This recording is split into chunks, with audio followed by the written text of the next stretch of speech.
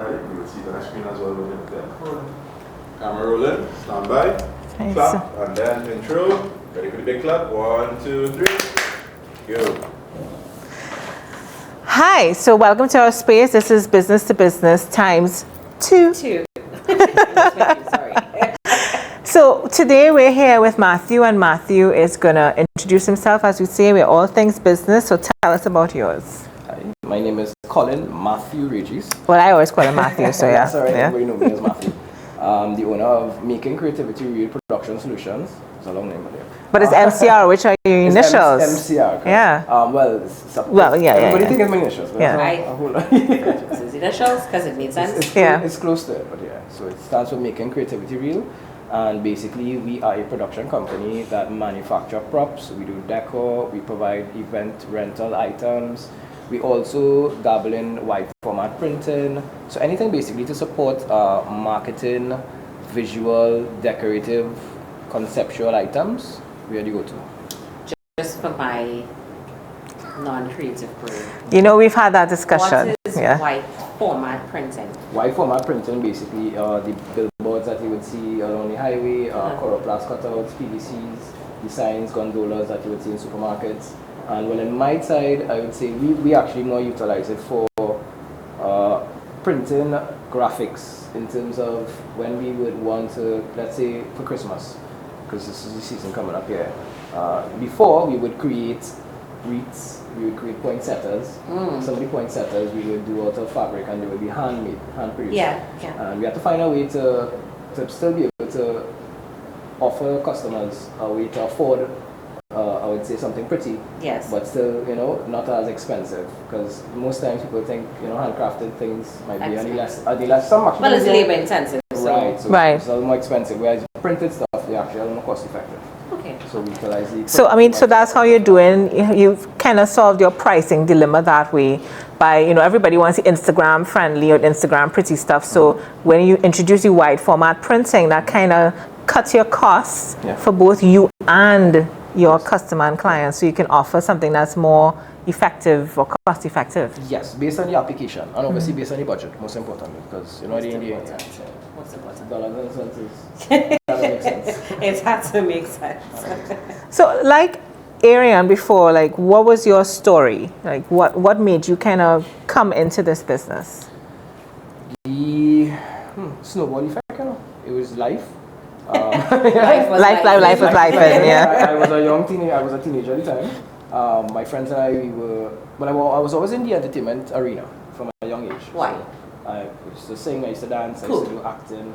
Okay. Just liked it. Huh? Just always liked it. No, we were mainstream. We had a group of friends and we were known as a one-hit wonder for a year. I like it. No, actually, yes, sir. Come, say it. In your time, girl. So we were Sage. You were Sage. And it was Louis was Sage. Cool, right. Yeah, so that was a part of that journey. Right. And then that transitioned into doing theatre as well. So I did Geraldine O'Connor's Carnival, Messiah, and some other small shows. Right. And then from there, I guess, still life.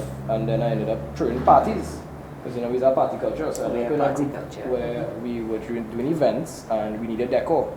And me being the artistic person in the crew at the time, right. They gave me that task to spray paint some stuff on some fabric and whatever it was at the time. But it was easy for me and it was natural, so that snowballed into me meeting one of my mentors, Christopher Litrin. Christopher. Steph, you would know for sure. And he just opened up my eyes into the world of prop making. Right. Because I guess for me, you're seeing things but you don't understand how they come to life or how they are manufactured. Correct. And I was taught how to sculpt styrofoam, how to basically make anything from anything. Yeah. Make it into bottle, making creativity. Yeah. Right. And because he was doing repurposing before it was a thing. Yeah. He would find things. Before that Pinterest. These and DIY and YouTube. Christopher, but Christopher was doing all of that. Yes. Yeah. And I guess that's the beauty of a creative mind. It goes where people don't usually go. Yes. And I like the story that said that sometimes it just takes a spark Because he had you spray painting something. Yeah, I was doing party decorations in my mind, right? I tried to make the place look nice, meaning I pulled some fabric here, I cut out some stars, whatever it was, meaning just that's all the top of my head. Yeah. Because art was always my thing. From school, I was always in the art room. If I trying to dock class, in the art room. And that kind of... Yeah, because, our parents wouldn't really push us towards creative things. I mean, mine did, but, I know some parents didn't really want and to. For me, art is therapy. So Yeah. I've always reached out to that side of it. Well, that side of me, when, I guess, as a sitting life in. So if it's not music, if it's not like physical art, it's always art. And you were dancing too. I remember Serge. I remember the video. It was a big dance. It was a big dance. Yeah. That was a thing. I was like. Yeah, and you all wrote it for like. Yeah. That's good. To be exact, we performed at over 200 gigs that year. So I was, nice. at the age I was 14. So to be a 14-year-old. Wow, yeah. You know what that is? I tell when I get the opportunity to speak to young people, seeing something regardless, because that 200 spaces, even though you were not thinking about props and decorating, it puts you in a space where it shaped your mind. You're seeing it and it's so that's socialization. You were exposed to something. That's why I design. When I design now, I some of my closest customers or longest customers, they understand that and they trust and they understand that my experience is not just the production side of things and the manufacturing is behind the stage, is on the stage, and is also building the stage. Yeah, because you have the experience, you have the tenure. Like from the. So I understand how it is to be on a stage, and obviously you need to be seen. And then you have movement around you as well, because you have the dancers. And then you also have your audio people as well. So all these things, we understand the importance of it. Yeah. But sometimes you speak to people and are like, oh no, you decorators just don't care, you just want to make it look like, maybe not. Because that word experience is a hell of a thing. Yes. And you're paying for that as well. Because I'm sure when you call your price, you're paying for the experience. Because he could look at somewhere. I worked with him recently for TIC, and he could look at a space and say, listen, Steph, this is not going to work here, this is not going to work there. I mean, and we speak the same speak. So it was easy for us to understand it, but then I also had to translate that for the client. So that's a blessing. Because if you work with me, you'll pull your hair out. And sing the song, in a different key. Exactly. But I mean, so you transitioned from that to you pivoted. What was necessary? The same thing, you did something, and you probably didn't realize what you were doing. This is what I have now, this is what I can do with it now. But how did you put structure to it? Like, the person before, what you're talking about with his partner was able to help him as well. Well, credit to your older woman. Power to the sisters. Power to the sisters. You have to big up your wife. You have to big up my wife. Big you up. Big up you. She has been the structure. She's also a project manager. Like Desiree as well, yeah. So she is also a project manager. And we met in the industry. So we worked alongside each other. Right. She worked for a company that would contract me to do particular skill sets for them. And over time, her ability to structure and manage things, it just kind of came naturally. I'm not trying to say all artists. No. Most are. Most. What is it? Yeah. But I'm not. I wouldn't say I would fall in that basket because I also have my way of doing things. So I have my likes and my dislikes, which she complements. So y'all don't clash, and if y'all clash, how y'all deal with that? Because you're business partners as well as being life partners. We live together, we're parents, we deal with kids, we deal with home, we deal with business, we deal with staff, it's a lot. But when you recently have to admit, we admitted that we need to separate it. Meaning we have to... it's important. Because one will suffer. Of course. Yeah. We've seen it where, we get caught up and we both emotionally driven, we're humans, right? And it's something that you're passionate about. Yes. Everything is always a level of passion, whether it be from a project to a business investment, there's always a passion involved. And just like the kids to be passionate about that. You're supposed to be, I hope so. But sometimes it do all align, right? So you realize that, alright, so if it is we home, let's have a cutoff point because we know in the events where there's you don't have cutoff. No, your phone could literally go bring 24/7. That's the sacrifice of an entrepreneurial venture. There's no 8 to 4. No, there's no cutoff. When it done. But you can create that though. And you can set your terms and create your Boundaries. standard and your boundaries. Yeah. And that people and customers should respect. Yeah. Because yes, Correct. you just like a lawyer, you know, you're supposed to be able to get you at any time of the day. Yeah. Because I'm paying you, having a retainer, whatever it is. But same thing as well, I still have to respect you. Like, you know, if it is you have things to do with your family, it's an emergency, you have to respect that. And also, Correct. you know, you also can be a slave to the business. Yeah. You know, you can't be like always like, oh gosh, you know, if I put on my phone or if I don't take Yeah. this call. But I mean, that's where we kind of put structure in place as well. Correct. Yeah. Well, the passion sometimes is override the structure, you know. I know. You're so passionate about And you want to doing get it. it done properly. And then I yeah. would say it You don't have to depends on switch the life cycle of the business. Because I guess in your early stages, when you decided, okay, we are making an MCR reel, we register it and so on, and we now have obligations. There's a drive that, hey, I have to make the money, there's a bill that has to be paid, there's rent, there's car, whatever. The drive is different to when you 10 years in and you have now put some structure in place. So it doesn't dampen your passion, but the way you do it is a little different because you now have some staff members, or maybe you have regular service providers that you can keep on retainer, so you can call them. I think that is different to your early entrepreneurial journey, where it was almost do or die. Well, you're hustling. You're hustling. Yeah. You know, you're now creating these relationships, forging all of these parts of the bridge. You know, each plank, you're building that bridge. And you would say that had to happen. That had to happen. I'm not going to say that. You have, each business had to start from a hustle, because you have to understand it's our way of testing the market very quickly.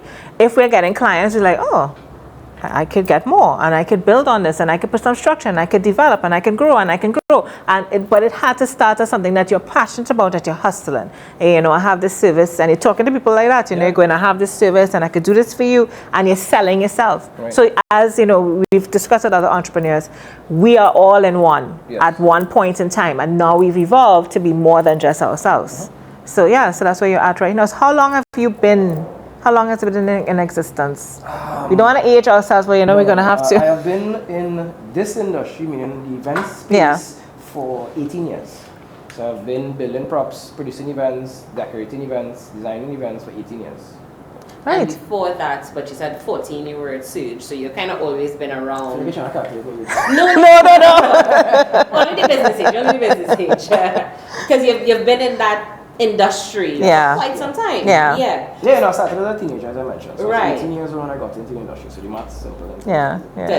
Right, and 18 years in, tell me what is different now than day one of starting that 18, when you started? Technology, for sure. Technology, the marketing tools. Now I think, I was just speaking to someone who said there, where you have to make the effort to be seen, and it's not so much about being seen, like, you know, you're being the funniest person online, or visibility. You're always being, you know, like every day you're posting 3 times a day, but you have to be current, meaning that people know you exist, and it's not you posting once a year and these types of things. You know? So for me, that is it's still a struggle. Because adapting to I still believe in old school methods. I still write all my information down. For me to actually retain information, it is better when I write it on a book, as opposed to if I type it into my phone or iPad or my computer. Yeah. I sketch on pencil and paper versus doing digital sketching, which I know now a lot of the new age artists, they do a lot of the digital sketching. Yeah, it's easy. Which is, of course, but then you would outsource that, because you've done digital drawings for me, so I know you would outsource that aspect of it. I do it as well, but I try to always still maintain my foundation. So my foundation from understanding how to draw from scratch, meaning using a pencil and paper, I love that, because I guess to me it brings a sense of peace of mind. So the 3D rendering, which is also the I guess the advanced part of things now, which I think, because now everything is visual, right? You have to sell, especially in our You have 30 seconds to catch. The attention span. I remember when we used to do proposals, I just said we did it for a big telecommunication company locally, and we would send in people with costumes, we would have props and all sorts of different things to sell a package, right? Meaning you didn't have to have just a computer screen. A computer screen. Right? Yeah. You could just fit everything into Yeah. the screen. Yeah. And you need to have all these physical elements, right? And it'll also bring on costs in one area, but now it's still sensitive high, cost in yeah. the next area, right? But it's still understanding the tools and understanding That you have. technology. Yeah. So what would you say you prefer? Because I know some people prefer the online digital presence as opposed to the physical presence, because COVID kind of changed things that we don't always have to be in person and meet. Yes. But which visibility to you garners more ROI? Is it when you meet people in person at events and all that and they're able to see your thing, or is it that when you go and have social media and boost and do an ad? Because of my style of business, for me, in person always works better. Okay. It is a touchy feeling thing. Yeah. It is yes people see it on a Pinterest board or they see it on whatever platform online. But meeting somebody in person and being able to understand their personality, and then now you in terms, being able to sell your creativity is nothing beats that. Yeah. You can have how much ever in terms of the proposal. Yes, you need all these supporting elements, but that first initial, is really, really and as a society, as a Caribbean, we are very touchy feely. How you make me feel our interaction. Good. Do say good morning, no? Yeah,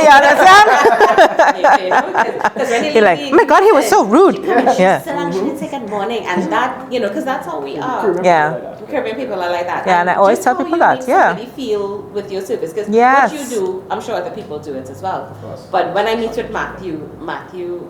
My connection is different to Matthew when I meet with someone else. Or when you're seeing him online. Yeah. So that's why I always tell people that, and it's a Caribbean thing, that visibility, that being seen to generate business. I mean, you have to go to the right events, you have to be seen in the right circles, and referrals.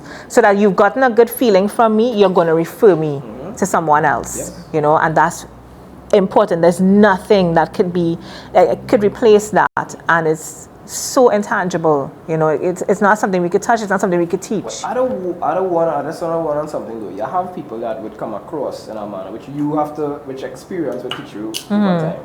I call them business creepers, where they come across in a manner where they have your best interests at heart. When I say best interest, because I think there's a transaction, right? They're paying you for a service or they're paying you for a product. You, I think based on your experience, have to understand, because as I say, it's a feeling type of service where what we create, it invokes either a happy sense or a sad sense or feeling, depending on what the messages you want to convey. And you have to be very cautious about these types of customers, and especially in terms of your space, at least for me, in terms of as a creative, because some people do respect a lot of which stuff I think you'd understand. Creative. Our energy. What creatives do. Yeah. How much it takes to actually just even come up with a concept and just bring that concept to reality. And then they might have the tendency to say, well, you can just add on a little bit of this. Oh gosh, it's just so small, you can maybe make. And it's like, that's the wrong approach. So you just have to be, I would say, conscious of people like that, creepers. And protect your business in terms of all your policies, your contracts, things like that. Because we want to, as creatives, I think we want to always give our best. And we see the vision before the client even sees it. Before they even realize what they're seeing, we see it. And we see ahead of them. So it's up to us now to explain to them. And also to get them to see our boundaries as well. Well, if this is the cost, there's a cost attached to this. If you want this additional, fortunately, you're going to have to just pay a little bit more, and you'll get what you are seeing as well. So it's a place where we have to marry the two. Of course. Now, how did you get to deal with your back end of things? Because I suspect protecting a lot of your intangible works, that took some management. It's still a struggle because again we do have governing bodies that protect creative intellectual properties, right, in the region. Yeah. So it is a challenge, and you could come up with how much contracts you want to come up with. Yeah. It boils down to the relationship at the end of the day. And I always tell somebody, people like, oh, you didn't give them a contract. I'm like, I did give them a contract, but nothing prevents them from breaking the contract. No, nothing. It's now up to me to go through the whole legal litigation process if I choose to do so. So mind you, we all have lawyers. We have legal teams. I mean, I'm very blessed that I have that as well. And I'm sure you do, and Nazali does as well. Nazali through me, we share a lawyer. But it's important. Yeah, it is important that you have that backbone. That you have somebody to... we can write it, but unfortunately, but unfortunately, it's also very costly to litigate. you know, and it also, it kind of, some of us don't want to because we feel like it will put us in a bad space in the industry. If we're known as the person that if you don't stick to this, you will litigate, you know, but it's necessary sometimes. It's a feelings thing. It's a feelings but thing. We still have to have a way to protect ourselves. Yes. Must have a way to protect yourself. I can't show up on a job site. I try to, my reference is easy. I use contractors, meaning you're building a home. It's the same thing in terms of hiring a decorator. They have to show up with material, they have to have tools, and they have to have staff.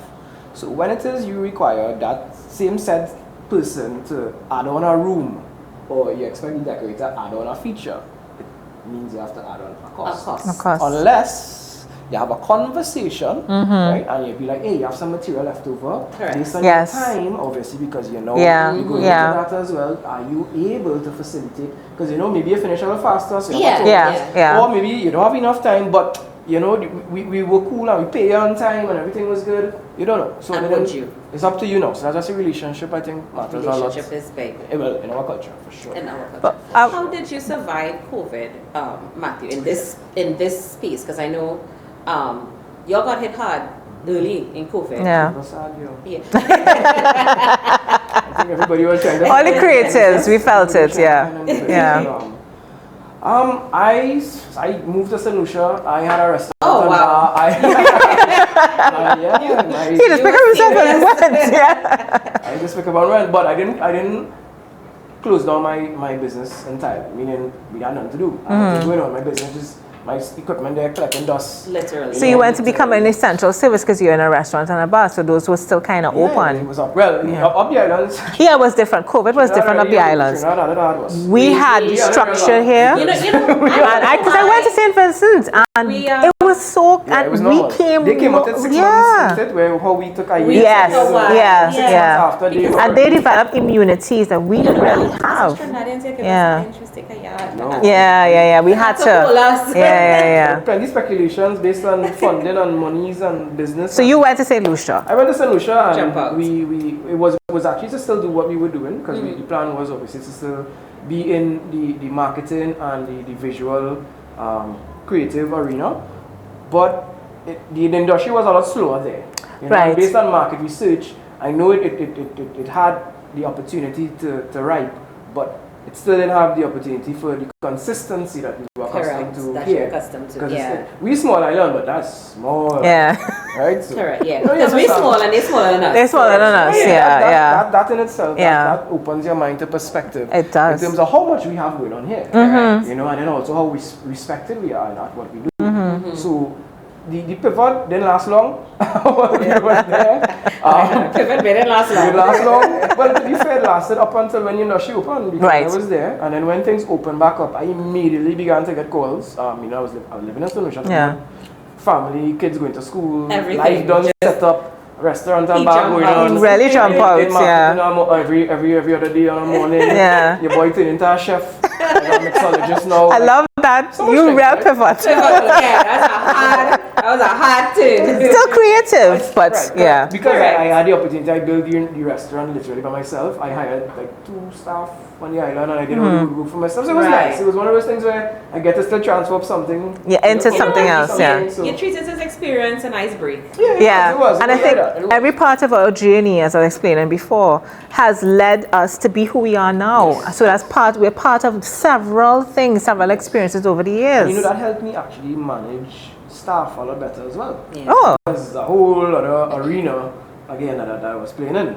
So now having to deal with, you know, the excuses of, well, you know, my child mother's sick. No, I'm not saying that I don't get that. Yeah. The staff that commit to what we do, you find them a little more, as I say, committed. Because they kind of understand what they're signing up for. The entertainment world is not something where you get to go home at 4 o'clock or 5 o'clock. No. It's not very structured. I remember pulling down an event. So people don't realize this. So when an event finishes, you know, not to take away from the restaurant in St. Lucia and all that, but when a restaurant finishes, when an event finishes, we have to pull it down. We have to clear the space of all decor. And people don't realize that. So people used to see me in an event, like, you know, the other people we would provide for, because my first business was that. That's how I know Matthew. And we would be there, people walking out the door. And we still there to pull down with tools to pull it up, wrap it up so that the event space is clear so that we can hand it back to the promoter and say, you can give it back to your, whoever you rented it from is now clean. Yes. Yeah. So that's a whole thing by itself. So I think COVID is No, it wasn't. I love how you did it though. That was great. That is best. And I think that goes top for our top 3. Fast forward, I was able to sell the business in St. Lucia just saying. Yeah. Right? So Yeah. Right. to sell that, so that was an opportunity. That's a plus there. And that's entrepreneurial spirit because, you know, had you, and don't get me wrong, I'm not knocking a traditional employee, but the mindset is different. Yeah. Because you knew when you sell the business, it's like, first of all, I need to recoup what I Yes. spent. Yes. Firstly, I might even get all, but I don't want to go home with zero. At least I ain't Yeah. going to zero. I ain't going home with zero. And then when I come back here, I need something that I can start back up with. So that in itself is an entrepreneurial spirit. It is. So how do you manage your back end of work? Your taxes and all the boring stuff that nobody likes to. Wifey. Wifey, of course, because I would say she's the person that she's the general manager in terms of making sure the accounts is in place. She speaks to the lawyer in terms of all our legal work. So she does all of that, but we have external parties. Right. We don't have in-house people because I guess if how we operate the business. It doesn't make sense. So you have consultants and you would let them do that. So you don't. We have our consultants that we meet with based on our. So we now in our busy period, yeah. So from October to March, so we have a 6-month period that we consider our blackout. Right. Yes. Yeah. You know, we're fully invested. So that's Christmas into Carnival. Boom. Yeah, no vacation. Nothing. Working, we grinding, and you know, we making sure we get it done. And how did you learn the lesson? Because I think this is important for entrepreneurs. How did you learn the lesson that you cannot be the be-all and end-all of the entire company? Yes, you can be the creative. Yes, you can build great props. But there's another side of business that I cannot manage. Like I can't do what I do really well and then try to manage that to make sure I stay functioning. Like what was your turning point that you realized, okay? The turning point is you're getting older. I love it. You know, I think I was blessed to have a lot of fantastic opportunities at a young age, in my 20s, being a young businessman. And if I knew what I knew now, obviously then. Oh, seeing. Right? I know. I know. I guess you realize you could have done better based on your self-evaluation. I self-evaluate often. Yeah. Right. So I evaluate myself every quarterly. That's good. Yeah, I think that's daily for me. It's like, in terms of my direction with the business, in terms of my family, maybe I need to change something up. And I guess for me, I realized that, I've had opportunities where I've been in control of over 100 people sometimes. And I have opportunities where we are a small company, but we execute some huge projects. I've seen your huge projects. Right? Congrats. Thanks, man. And then we've done it for some clients. And say, where you already got a party style on your shoulder, but then you look at the structure, I was like, we really don't have the right structure in place. Or like the time when, it cost something and you didn't make on it. And that's when you realize, you have no profits. I would like to obviously evaluate the job from this era versus that era. Yeah. It's like, we didn't have anything in place. Yeah. We didn't document nothing. Yeah. Right. You didn't document, and then the importance of having systems in place. Where, now we have so many applications that you can take advantage of. From the accounting applications to even, as you say, documenting applications. We have things that would assist in Monday. All these people, that's on wider scales if you have multiple, I would say, employees and different tasks. And you have different projects going on at the same time, But creating system, for me, it became important, I would say, COVID. COVID definitely did. It showed you. Okay. It made it very, very blatant. Yeah. You need a system. One thing I wanted to ask as well, I know this is a problem in terms of cash flow. So you started off very early seeing money. What did that do to you in terms of how you manage your cash flow and money to go back into the business? Like how are you fiscally responsible now in comparison to where you were before when you started? Cash flow is always a struggle in our industry because the ducks always line up. Meaning you have your contracts, you have your payment terms and your agreements, but customers and the accounting, and then somebody forget to sign off, and it's always something, right? So for us, I've just learned to honestly manage that 6-month period. So I know this is our injection, meaning the business sees high returns in terms of volume and all activations and everything, all gears turning. So we maximize those 6 months. I'm not saying that we don't focus on the other 6 months a year. Understand. You still have the wedding season. You have summer parties. You have different elements that we get into. We go up the island sometimes. We get invited to different countries to execute things on different carnivals, 40 different carnivals. But cash flow is just something that is an ongoing development.